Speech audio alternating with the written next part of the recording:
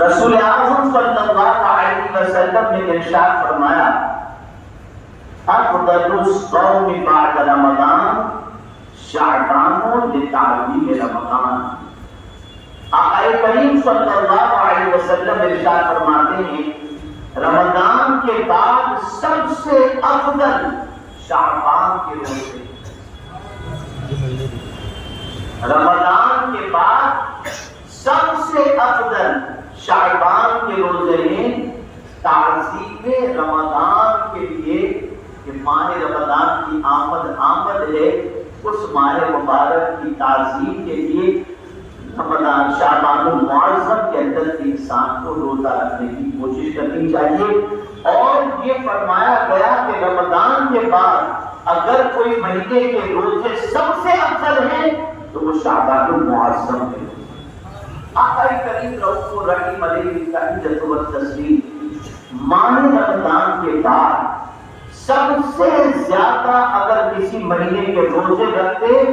تو وہ ماہ رمضان مبارک کے روزے رکھتے، ماہ شعبان المعظم کے روزے رکھا کرتے تھے۔ آقا کریم صلی اللہ علیہ وسلم خاص طور پر 14ویں اور 15ویں شعبان کے روزے کے حوالے سے اس طریقے کا بھی ارشاد ملتا ہے کہ ان روزوں کے حوالے سے فرمایا گیا کہ فرماتے ہیں میرے آقا صلی اللہ علیہ وسلم کہ میرا اعمال نامہ بند ہو تو بھی میں روزے سے رہوں اور اعمال نامے کا آغاز بھی ہو تب بھی میں روزے سے رہوں۔ میرے پیارے آقا صلی اللہ علیہ وسلم کے پیارے دیوانوں میں اس وقت آپ کے سامنے شب برات کی فضیلت بیان نہیں کر رہا اس لیے کہ یہ وقت پر بیان کروں گا، لیکن مطلق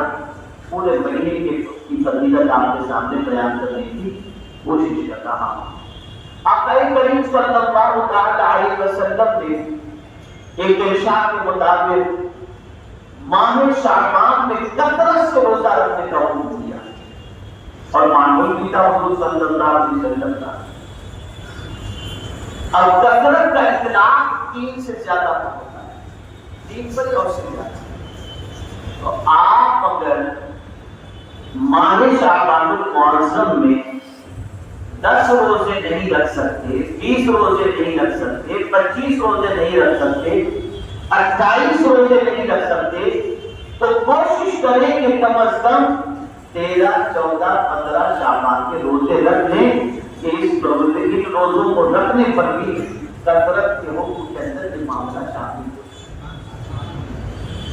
میرے پیارے آقا صلی اللہ علیہ وسلم کے پیارے دیوانوں ایک روایت میں یہ بھی آتا کہ آقا کریم صلی اللہ علیہ وسلم رمضان المبارک کے 1 دن پہلے کا روزہ نہیں رکھا تاکہ رمضان المبارک کا اور اس کے درمیان کا فرق ہو جائے اور ماہ رمضان المبارک کی جو سیاسی پوزیشن ہے اس کے حاصل کرنے کا جذبہ بھی پیدا ہو جائے۔ اور ایک روایت میں یہ بھی ہے کہ حضور صلی اللہ علیہ وسلم رکھ دیا کرتے تھے۔ اور اسی کے ساتھ ساتھ شریعت کا مسئلہ یہ بھی ہے کہ اگر کوئی شخص کسی دن کے روزے کا عادی اور وہ دن شعبان کی 29 یا 30 کا دن ہو تو اس دن وہ روزہ رکھے ہوئے مطالبے کی بات ہے۔ مثال کے طور پر کوئی پیر اور جمعرات کا روزہ رکھنے کا عادی ہے، سال بھر وہ ان 2 دنوں کا روزہ رکھتا ہے اور اتفاق سے شعبان کی 29 تاریخ پیر ہی کے روز آئی اور اس کے بعد رمضان المبارک کے شروع ہونے کا امکان ہے تو وہ اس دن روزہ رکھے کوئی مطالبے کی بات نہیں ہے۔ میرے پیارے آقا صلی اللہ علیہ وسلم کے پیارے دیوانوں رسول رحمت صلی اللہ علیہ وسلم کا ایک ارشاد یہ بھی ملتا ہے حضرت ابو ہریرہ رضی اللہ تعالی عنہ سے مروی ہے، ابو داؤد شریف کی حدیث ہے کہ رسول اللہ صلی اللہ علیہ وسلم نے فرمایا رمضان کے روزوں سے 1 روز یا 2 روز پہلے روزہ نہ رکھو، ہاں اگر کوئی شخص کوئی روزہ پہلے سے رکھتا چلا آ رہا ہے تو وہ رکھ سکتا ہے جیسا کہ میں نے کہا۔ میرے پیارے آقا صلی اللہ علیہ وسلم کے پیارے دیوانوں اس کی تشریح فرماتے ہوئے محدثین فرماتے ہیں کوئی ہر 2 شبہ کا روزہ رکھتا ہے اتفاقاً وہ شعبان کے آخر تعظیم کے طور پر آخر شعبان کا روزہ نہ رکھنا بہتر ہے، تاکہ رمضان کی یہ خیراتیت اور اس کی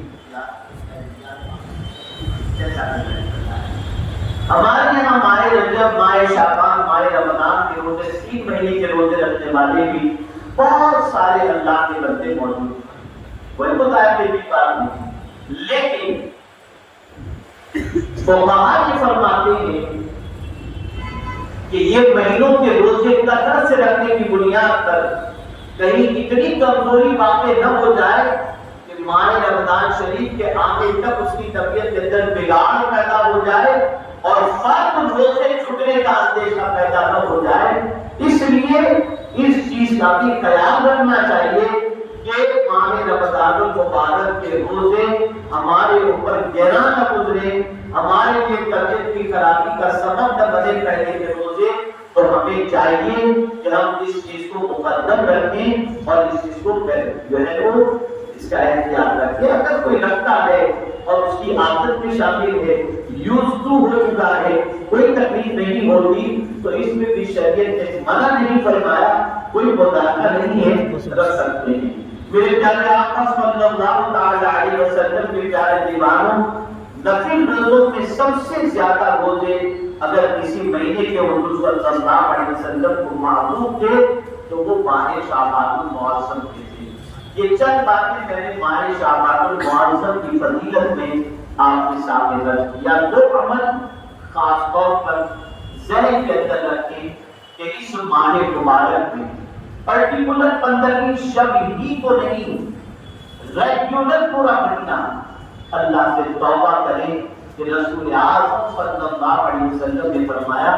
یہ شہر المطہر ہے، یہ پاک کرنے